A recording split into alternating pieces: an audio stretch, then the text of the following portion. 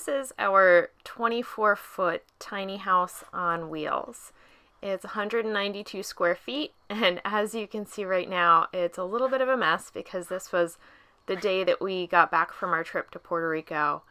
But I'm going to go through some of the things that we took on our trip to make things go a little bit smoother. We just got back from our first trip to Puerto Rico, and I say our first trip because even though we just got back very early this morning, we're already thinking about the next time that we can go back and kind of explore more. So right now, the tiny house is in disarray because there's a mountain of laundry, and the washer dryer is going to be working overtime today as we try to catch up and get everything done. I have to go back to work tomorrow. Patrick has 2 more days off, so hopefully he'll be on top of that. But I just wanted to show you guys while I have everything is out right now, before I put it away and pack it back up, because it's going to be another 6 months until we get to do our next trip. Like what we brought, some of the things that were useful, some of the things that I didn't need. I definitely packed too many clothes. And yesterday when we were walking around San Juan, holding all of our luggage, no thanks to our Airbnb that would not hold our luggage, that definitely made me think that I had overpacked, and I probably could have left some of those clothes at home. But all in all, I think we did pretty well. Every time we go away, we get better at knowing what to bring, what not to bring. So every trip, we get a little bit smarter and better at traveling. All right, so what we got new for this trip was this single burner Coleman stove, and I'll show you that. One of the ways that we try to save money when we're traveling is, oh, sorry, the washer's going, cooking our own food for the majority of our meals. So I got this Coleman stove, and it was actually much larger than I had expected. We got it the day before we left, so I didn't have time to switch it. So if you've seen any of our other videos where we go camping, we use a pocket rocket, or we have another stove by Snow Peak that we use when we go camping. And the problem was I wanted to use that stove, but we could not find the isobutane mix, like the little, the little canisters that are about that high, or sometimes they're a little taller. Nowhere on the island. Absolutely nowhere. I checked websites and stores. I tried to see if we could get it delivered. Couldn't find them. So I had to go with a giant Coleman propane tank, and this is the burner for that. That's the base that the tank actually will sit into. The bad thing was I brought my Stanley cook pot, which is usually my favorite cook pot, but it does not sit right on top of this burner. It's too wide. So I'll show you what that looks like. I should have brought this other smaller pot, which would have fit much better, and I kind of thought it was overkill, so I took it out of the bag before we left, but it would have been helpful. All right, I'm climbing over our pile of after vacation laundry. But this is the single Coleman burner that you can put on top of the little fuel canisters. And we had to buy a pack of 2, which was super overkill. And we ended up just leaving them with some people there, hopefully that they can use. But so this is our Stanley cook pot. This is like our traditional backpacking, boil water super fast. And it made me nervous when I was cooking on here because it sort of barely fits right on the ends, and if you don't balance it just right, it would definitely fall over. And when you're boiling water, you don't want that to happen. So the base of this is definitely too narrow. I would have brought this had I been a little bit more aware of the functionality of the Coleman cook pot. So I'll definitely use this on our next camping trip when we use that, hopefully when we get to go to North Carolina, redo the trip that we were supposed to do last September. The other thing that I have in our kitchen set is the Leatherman. And this is super helpful. It's heavy, so we don't always bring it when we go backpacking, but having scissors and even just like a bottle opener, you kind of forget that you need those things when you're traveling sometimes until you go to open a beer and you can't get it open because it's not a twist off. Then this is very, very helpful. The other thing that I love, we got these when we did our California trip, and they've been on every trip with us since, and that's our silicone coffee mugs that pop open. And they have a little lid right there and a hand protector like that. So we can have a pretty big sized coffee, which of course, if you've seen any of our other videos, we're always making coffee. It's really the main reason that we bring a stove with us is because, first of all, we don't want to spend a ton of money buying coffee twice a day, 3 times a day, depending on the day. And we also don't want to get stuck where we're out somewhere and there's nowhere to drive to where we can actually get coffee or cook our own food. So having the stove with us just makes us feel a little bit more comfortable that we can enjoy those things that we really like when we're traveling. And there's nothing better than being on the beach or sitting on the side of a mountain and making coffee and then just sitting there and watching the sunrise or the sunset, and you have everything that you need right there. That's one of the things that I love about traveling, when you're prepared and you're self-sufficient. When you're backpacking, that kind of goes with the territory, right? You're backpacking, so you have everything you need on your back. But I think people who don't backpack but travel kind of miss out on some of those tips. So these are super helpful. I get so excited when things nest, and when I ordered these, I wasn't sure if they were going to fit. But once you actually, it takes a little practice to fold them. Once you actually fold them back up to their travel position, it's like a little puck, and then this thing goes into there, and then the cap sits on top. They will both fit into the Stanley Cookpot with the lid and everything closed up. So I love when stuff packs really neatly, because again, when you're a backpacker, you need everything to fit into the other section. The other thing that I think I got at the same time is this foldable bowl. And I use this more so when we're actually on the airplane. So if I want to bring food with me onto the airplane, because we have spent, I think it was on our way back from Colorado, we wanted coffee and breakfast sandwiches, and I think it was like $50 once we had ordered, and I was like, we just paid $50 for breakfast. That's absurd. So in order to kind of keep our travel budget under control, I have started bringing food with us to the airport and trying to be a little bit more prepared.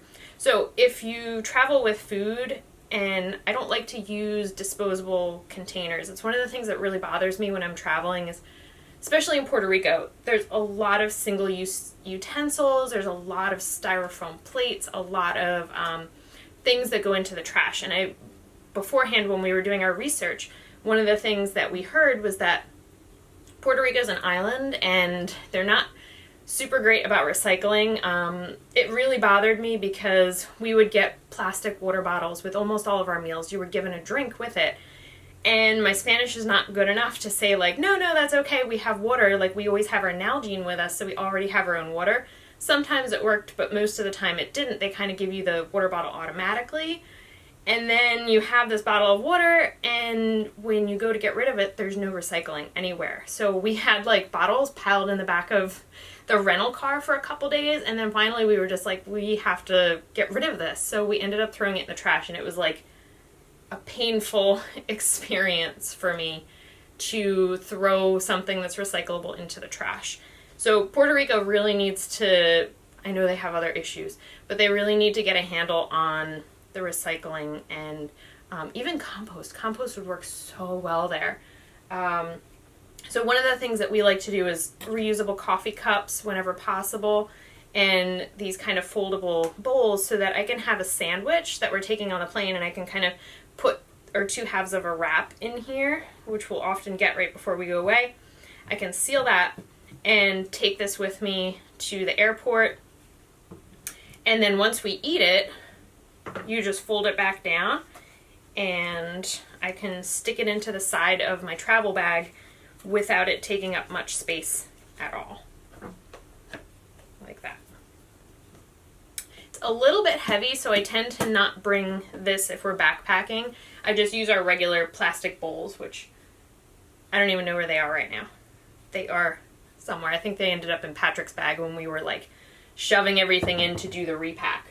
But the other thing that I'm really glad that we brought was our dromedary bag. Again, this is something that we use usually when we're camping, but just having a full dromedary bag of clean drinking water when we were out and about, we didn't have to use bottled water. We had our own water here, so that saved us a little bit of extra plastic trash. And it just gives you flexibility so that you don't have to think like, oh, we're almost out of water, we better go back into town so that we have something to drink, because that definitely happened a couple times during other trips, and we learned from that have drinking water with you so that doesn't kind of mess up the flow of your day. The other thing that we brought that I wasn't sure if we were going to use it or not was the Steri-Pen. We thought about bringing a filter, but filters, if you've used a water filter, it's a process. You're sitting there, you're pumping the water. The Steri-Pen is great if you don't have to actually filter like particles out and it's water that's coming out of the tap, but you want to be extra sure that you're not going to get sick from drinking it, because that has happened to us on other trips. Actually, Puerto Rico was the first trip where neither one of us got sick. So we'll put that in the column of reasons that we loved Puerto Rico, because Belize, we both got really sick. Ecuador, we both got pretty sick. Patrick, yeah. Go back and watch that video when we were on the public bus in Ecuador, and you can see how unhappy we were. That's also why right before I leave, I get ginger ale. And we never drink soda, but I learned from when I came back from Belize, I was so sick that the day after we got back, I had to go right back to work. And I remember walking around work the entire day holding a bottle of ginger ale, and I didn't eat anything all day. I was just like sipping ginger ale to try to hold it together so I could get through my work day until my body settled from whatever we had ingested when we were in Belize. So water filter, we only use it, I believe, once. But again, if you're going to use it once, it was helpful because we were filling up our Nalgene's with water, and I think it was from a water catchment system, so we weren't sure if it was potable water or not, and we were like, well, just to be sure, Steri-Pen, and we were fine. So who knows, if we hadn't used the Steri-Pen, we might have been fine, but we didn't get sick, and that is a huge win. Really adds to the enjoyment of the trip when you feel good. So the other thing that we brought that I think is really helpful, and again, it's from our camping stash, are these are from REI, they're travel towels, but they're like full-sized travel towels, so we use them. You can use them at the beach, they're quick dry, they fold up pretty small compared to a regular towel, and a lot of times if you're staying at Airbnbs or when you're hopping from one room to the next, you're not going to have beach towels that you can borrow from the location that you're staying at. So having your own towel gives you that flexibility that if you want to stop and hop in for a swim while you're driving somewhere, you have your towel and you're self-sufficient, which I have to say will be an opportunity that you have a lot when you're in Puerto Rico, because when we were driving around the island, just like hopping from place to place, you'll drive by this beautiful beach and you're like, just pull over, go right down to the beach. Almost every single beach that we passed was free, which kind of blew our minds, because in New Jersey you get beach tags, you pay for the beach. Everywhere you go, you pay for the beach. And you're also not allowed to have dogs on the beach in New Jersey, except in the winter, but in the winter, you don't want to be on the beach here. So we were like, oh my gosh, there's dogs on the beach. Like, why do they have their dogs on the beach? But that's totally normal. It's like the whole family goes to the beach, and the dog goes, and you bring food, and you can have beer on the beach. It's just like, whatever, anything goes. The locals, even one of our hosts was talking to us about this when we were saying like, oh, we have to pay for the beach. They were like, no, the beach belongs to everybody. Nobody owns the beach. This is our island. You just drive there and you go into the water. Like, this is part of living in Puerto Rico. That's our beach. So I think it's really neat to see that strong connection to the land. But that sort of brings me back to the whole idea of like recycling and being more environmentally aware. Everything is concentrated on the island, so I hope in the future, and especially as like the recovery efforts from the hurricane are going on, that there will be a stronger movement toward keeping Puerto Rico green, which was a sign that I saw a couple places where there actually was recycling, that they really start to think about the future of how we can manage trash and recycling and keep Puerto Rico really beautiful and make sure that there isn't trash anywhere. But overall, I have to say the beaches were really clean, like much, much cleaner than the beaches when we were in Belize, where there was a lot of trash, and like that really bothers you when you're relaxing on the beach and there's just like trash scattered all over the place. We didn't see that in Puerto Rico. There were a couple places where there was some trash on the side of the road, but really cleaner than Belize for sure. And that's, you know, a year and a half after the hurricane. You'll still see some debris here and there, but for the most part, not much. Thanks for watching part 1 of our video about what we packed for our trip to Puerto Rico. If you're interested in seeing some of the other gear that we found to be helpful on this trip, you can continue with part 2 and make sure that you check out all parts of our Puerto Rico trip videos so you can see what we did when we were down there.